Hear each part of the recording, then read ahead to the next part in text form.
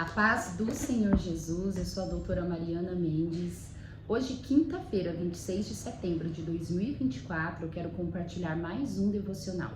A palavra de hoje encontra-se no Evangelho de João, capítulo 14, versículo 27, onde Jesus diz assim: Deixo a paz a vocês, a minha paz dou a vocês, não a dou como o mundo a dá. Não se perturbe o seu coração, nem tenham medo. Irmãos, Jesus ele promete que quem relaciona com ele, quem se conecta a ele, ele dá a paz.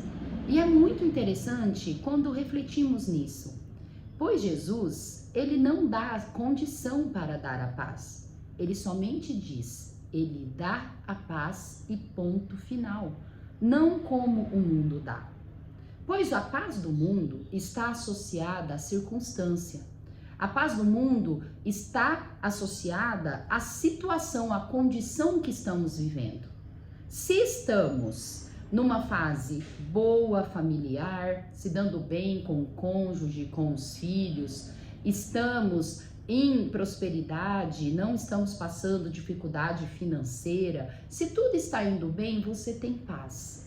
Porém, mesmo no mundo, nós percebemos que mesmo quando a situação está boa, está adequada, nós muitas vezes não temos a paz que desejamos ter, não temos tranquilidade.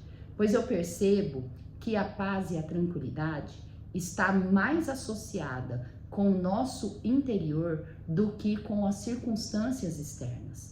E é impossível você ter a paz e a tranquilidade verdadeira se você não se conectar com o Senhor.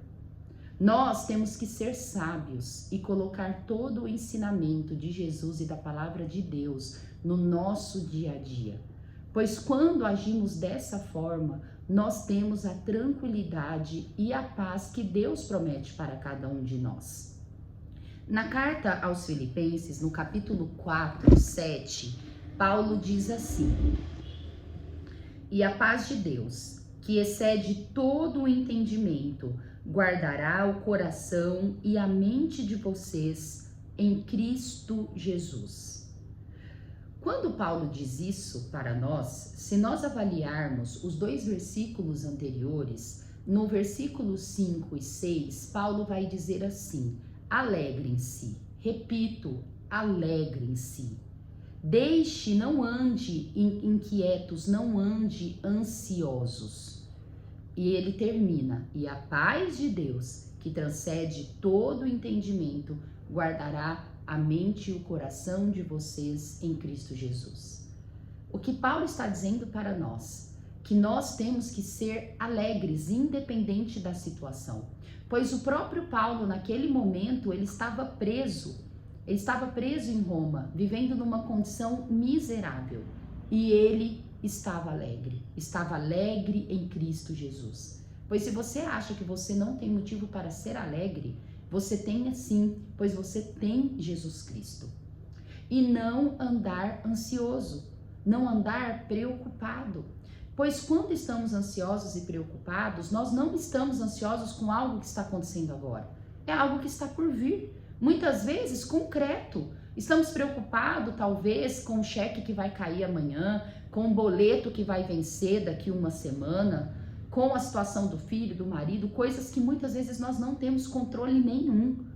E isso gera ansiedade em nós. Nós não temos que viver os problemas de amanhã, o problema dos outros na nossa vida. Aquilo que nós não temos controle, nós temos que deixar nas mãos de quem tem todo o controle. E quem tem todo o controle é Deus, é Jesus. Aquilo que nós não temos condição de cuidar, nós temos que colocar nos pés de Jesus. Pois dessa forma, nós teremos a mente e o coração blindado. Nós teremos a paz e a tranquilidade que Deus ele dá para todos aquele que conecta e que crê nos seus ensinamentos e nas suas promessas.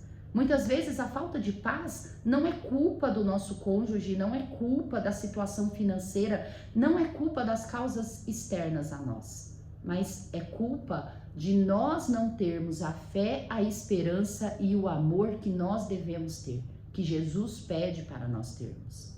Tenha paz, seja tranquilo, coloque sua inquietude tudo nos pés do Senhor, todas as suas preocupações, pois é dessa forma que Ele guardará a nossa mente e o nosso coração, e teremos a paz e a tranquilidade que excede todo o entendimento humano.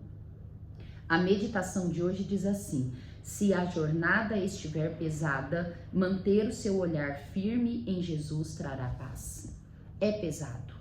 O mundo de hoje é pesado. A nossa vida é pesada. É muita responsabilidade. É muita crise ao nosso redor. É muita falta de Deus, falta de fé nos ambientes. E isso pesa. É pesado para mim, é pesado para você. Mas nós só conseguiremos ter essa tranquilidade e essa paz que Deus nos promete se nós fixarmos os olhos em Jesus e fazer e colocar em prática todos os seus ensinamentos.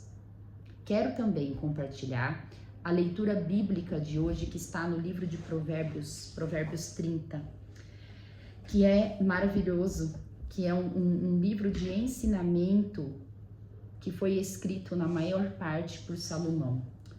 O capítulo 30 do livro de Provérbios é uns ensinamentos de Agur, ditados de Agur.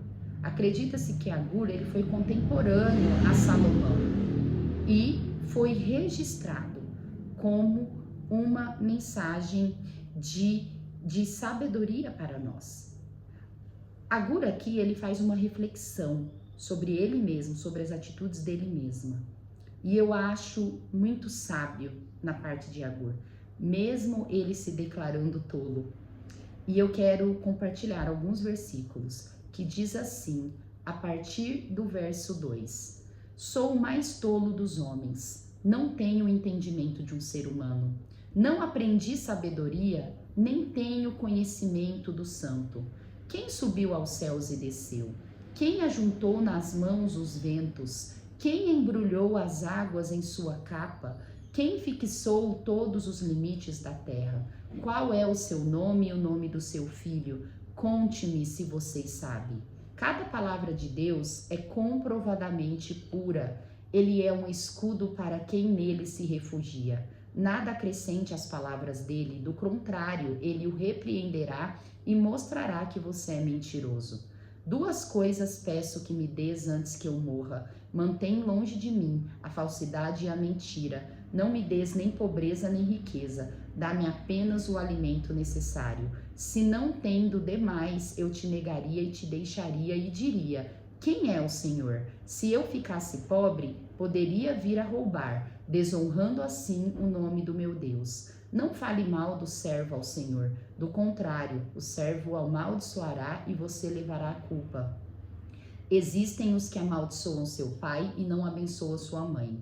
Os que são puros aos seus próprios olhos e que ainda não foram purificados da sua impureza. Os que têm olhos altivos e olhar desdenhoso. Pessoas cujos dentes são espadas e cujas mandíbulas estão armadas de facas para devorarem os necessitados dessa terra e aos pobres da humanidade.